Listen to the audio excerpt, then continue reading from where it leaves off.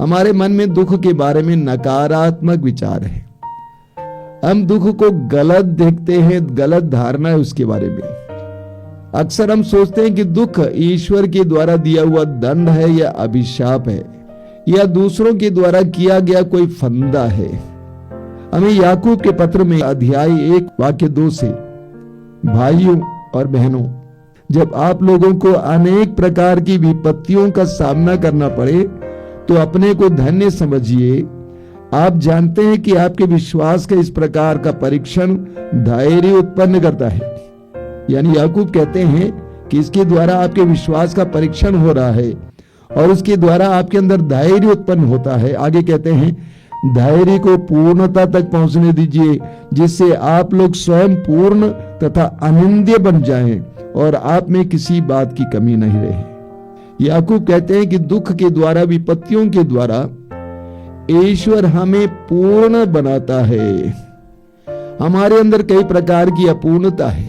सहनशीलता की कमी है, क्षमाशीलता की कमी है, प्रेम की कमी है, नम्रता की कमी है, ईश्वर की इच्छा को स्वीकार करने की ना इच्छा होने की कमी है। ये सारी कमियां, ये हम सबकी कहानी है। हमारे अंदर ये कमियां हैं।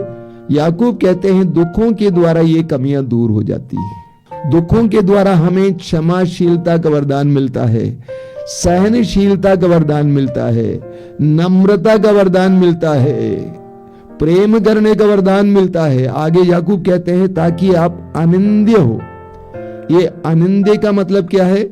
निंदनीय ना हो। हमारे अंदर निंदनीय बहुत सारी बातें हैं।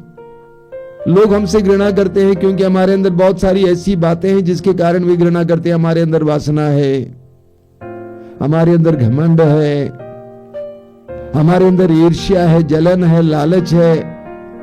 इसके कारण लोग हमसे प्रेम नहीं कर पाते, हम निंदनीय हैं। याकूब कहते हैं दुखों के द्वारा हम अनिंदनीय बन जाते हैं, यानी अनिंद्य बनते हैं। हमारे अंदर जो दुर्बलताएं थी दूर हो जाती हैं, हम शुद्ध हो जाते हैं, पूर्ण बन जाते हैं। याकूब कहते हैं कि दुख से मत भागो, विपत्ति से मत भागो, उसको पूर्णता तक पहुंचाने दीजिए। दुख हमें पूर्णता तक पहुंचाता है। हमारे अंदर जो निंदनीय बातें हैं, गलतियां हैं, उसको दूर करके हमें सम्मानजनक बना देता है।